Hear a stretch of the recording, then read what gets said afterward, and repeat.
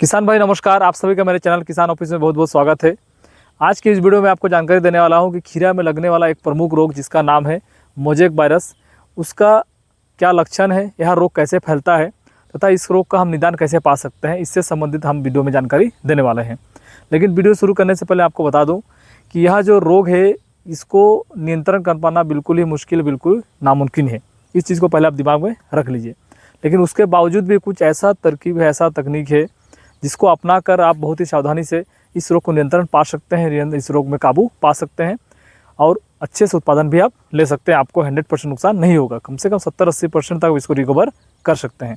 अगर आपका खीरा खेत में यह रोग लग गया है तो आप वीडियो को शुरू से अंत तक देखिए और एक एक पॉइंट को नोट कीजिएगा जो कि आपको आने वाले समय में आपके खेती में काम देगा तथा आपके रोग को नियंत्रण कर पाएगा। तो चलिए वीडियो को शुरुआत करते हैं।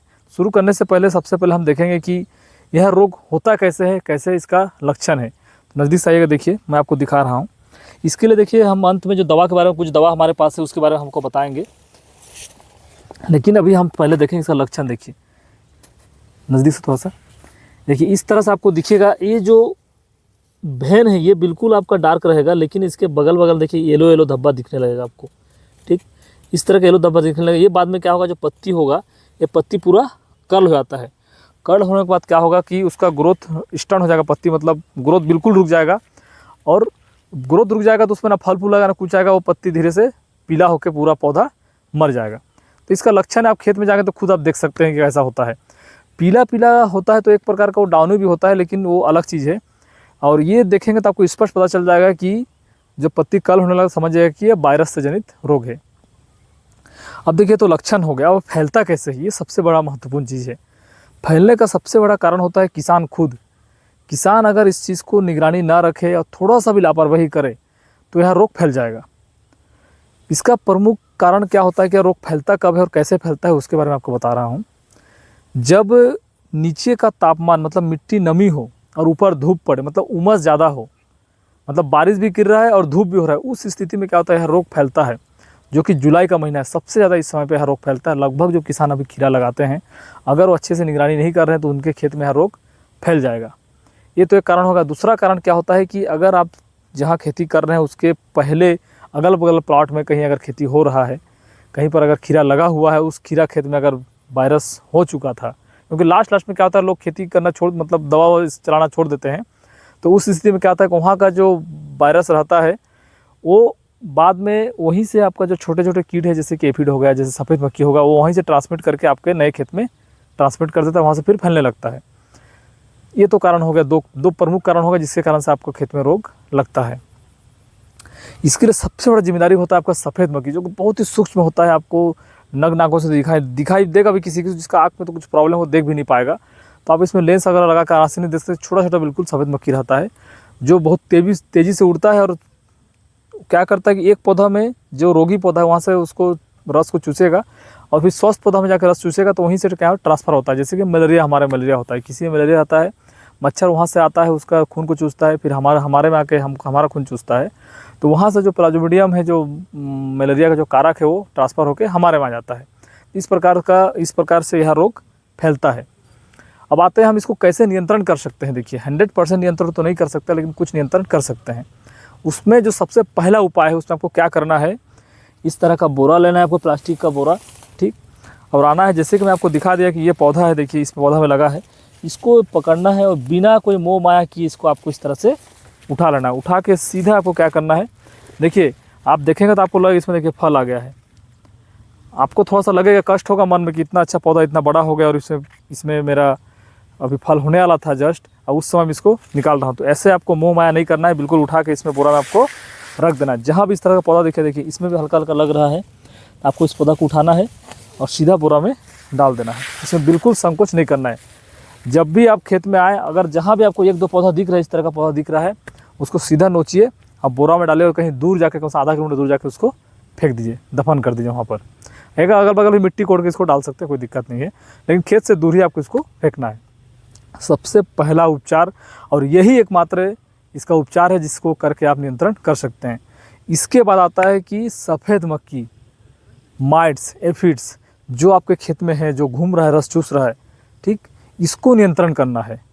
तो इसको नियंत्रण अगर आप कर लेंगे तो क्या होगा कि अगर एक दो पौधा रोगी पौधा है भी, आप तो रोगी पौधा चुन रहे हैं, खेत में फेंक दे रहे हैं, लेकिन एक आध दो पौधा कहीं बच भी जाता है तो वहाँ से क्या होगा, ट्रांसफ़र करके स्वस्थ पौधा में आएगा। इसलिए आपको जो ट्रांसफ़र करने का जो आपका वाहक है, सफ़ेद मक्खी, एफिड, माइट्स, थ्रिप्स, ये जो है इसको आपको कैसे कंट्रोल करना है। इसको कंट्रोल करने के लिए देखिए, सफ़ेद मक्खी कंट्रोल करने के लिए सबसे बेस्ट दवा आपके पास है। देखिए मैं बता रहा हूँ, इसको बहुत लोग यूज करते हैं। और वायरस कंट्रोल करने के लिए देखिए एक दवा है मेरे पास, इसको बारे लास्ट में बताऊँगा, इससे भी कंट्रोल आपको कर सकते हैं। लेकिन इसकी जो दवा है देखिए शार्प, इसमें आपका एसिटामिप्रिड 20% सोल्युबल पाउडर, ठीक। इस दवा को आपको क्या करना है, 25 ग्राम पाउडर एक टंकी में मिलाना है। मतलब 1 ग्राम 1 लीटर पानी में मिला के आपको अच्छे से स्प्रे कर देना, पौधा को पूरा भिगा देना है। और हो सके तो मैं तो बोलता हूँ अगर आसपास घास भी है तो उसमें भी आप स्प्रे कर दीजिए, अगर सफ़ेद मक्खी वहाँ है तो वो भी मर जाएगा। ये तो तरीका है, लेकिन मैं देख रहा हूँ इसको यूज करके देख रहा हूँ कि उतना 100% रिजल्ट इसमें नहीं मिल पा रहा। होता क्या है कि रेजिस्टेंस पैदा कर लेते हैं कीट लोग, तो इसका रिजल्ट उस तरह से नहीं मिल पा रहा है। तो मैं देखा, कई किसान से पूछा भी था, एक दो लोगों से, मित्र से, तो वो बताया कि इसका अच्छा रिजल्ट है। इसका रिजल्ट मैं खुद देखा हूँ किसानों के यहाँ, बहुत ही ज़बरदस्त रिजल्ट है। इसका नाम है देखिए त्रिदेव, ये जू कंपनी का नाम है जिसका केमिकल है, त्रिदेव नाम से आता है ये। इसमें 3 प्रकार का केमिकल होता है, 3 प्रकार केमिकल होता है। देखिए एक होता है आपका, तो छोटा छोटा मात्रा में लिखा हुआ है, पायरिप्रोक्सिन। एक होता है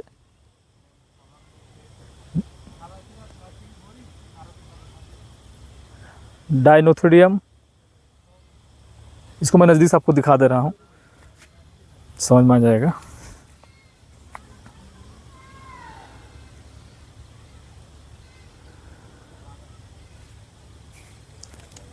पायरिप्रोक्सिफिन 8%,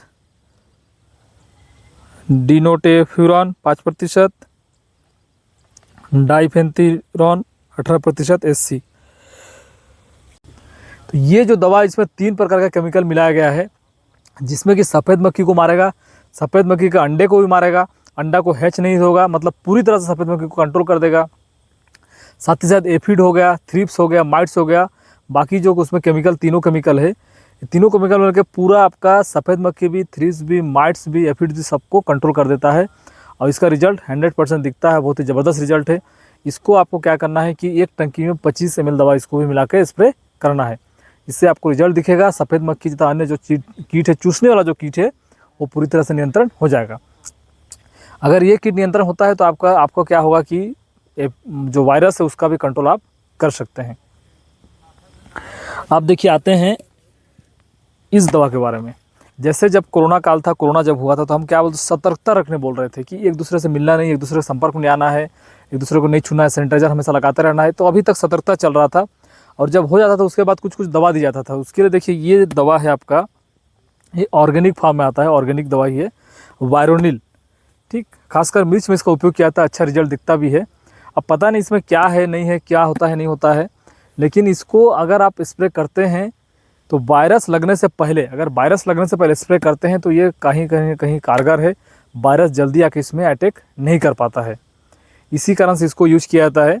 ये क्या होता है कि वायरोनिल enter in the plant through the stomatal के द्वारा अंदर जाता है, and translocated in the plant system through the vascular bundles. वायरोनिल enters on the effective plant cell and encapsulated the virus particles.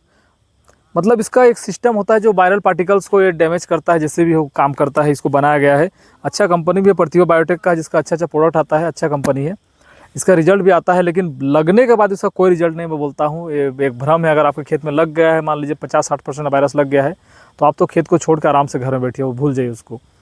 और अगर थोड़ा बहुत 10%, 15%, 20% भी लगा है तो पौधा उखाड़िए और जो तरीका मैं बताएं उसको अपनाइए।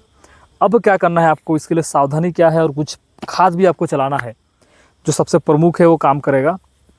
जैसे वायरस लग गया है, तो वायरस लगता किस कंडीशन में, देखिए एक तो मैं आपको बता दें कि ह्यूमिडिटी ज़्यादा होता है, जब मान लीजिए नीचे ठंडा है, बारिश गिरा है, ऊपर धूप हो रहा है, तो उस कंडीशन में।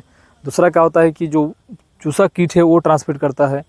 साथ ही साथ यूरिया जब हम चला देते हैं पौधा में तो पत्ती बिल्कुल कोमल जाता है, जो कोमल हो जाएगा तो तुरंत से वायरस उसमें अटैक करेगा। मतलब जो कोमल रहता है उसके ऊपर कोई ना कोई अटैक करता ही है, तो आप जानते हैं। इसके लिए आपको यूरिया बिल्कुल नहीं चलाना है। साथ ही साथ क्या करना है कि इस अवस्था में जैसे वायरस लगा है 10% 15% में, तो आपको पोटेशियम जो आता है आपका NPK 0050 किसी अच्छे कंपनी का उसको लेना है और एक टंकी में 100 ग्राम उसको 0050 को मिला के अच्छे से स्प्रे करना है, पूरा पौधा को भिगा देना है। अगर ज़रूरत पड़े उसके साथ में आप कोई स्ट्रेस वाला जो दवा आता है मार्केट में मिल जाएगा, जो स्ट्रेस को दूर करता है, इस तरह का जो दवा है उसको आप मिला के आप स्प्रे कर दीजिए। और उसमें ये होगा कि आपका पौधे का जो पत्ती उसको थोड़ा सा रबड़ मतलब मजबूत कर देगा, पत्ती तो मोटा कर देगा। और पोटास का काम होता है कि प्रतिरोधक क्षमता को बढ़ाता है पौधों में। इस प्रकार से आप वायरस को कंट्रोल तो नहीं कर सकते हैं, लेकिन कहीं ना कहीं उसका कुछ उपाय करके आपके फसल को थोड़ा बचा सकते हैं और कुछ उत्पादन ले सकते हैं। और उससे आपको कहीं ना कहीं हो सकता है अच्छा रेट अगर मिले तो फ़ायदा भी हो जाएगा और ज़्यादा नुकसान भी नहीं होगा। मतलब नुकसान से अपने आप को बचा सकते हैं, खेती को बचा सकते हैं। तो दोस्तों जानकारी देखिए, मैं अपना प्रैक्टिकल कई किसानों से मिल के मैं इसको संग्रहित किया और अपना दिमाग लगा के बताया कि इस तरह से हो सकता है और यही सिस्टम इसी तरह से वायरस को कंट्रोल कर सकते हैं। भले कोई बोले कि कई वीडियो आप देखिएगा 24 घंटे वायरस नियंत्रण हो गया, ये हो गया, वो हो गया, इस दवा से वायरस कंट्रोल होगा, ये नहीं होता है। आप जो मैं तरीका बताया हूँ ऐसा आप खुद कर सकते हैं और करके आप वायरस को कंट्रोल कर सकते हैं, कंट्रोल नहीं कर सकते सॉरी, लेकिन अपने फसलों को बचा सकते हैं। तो चलिए मिलते हैं नेक्स्ट वीडियो, तब तक नमस्कार, जय हिंद, जय भारत।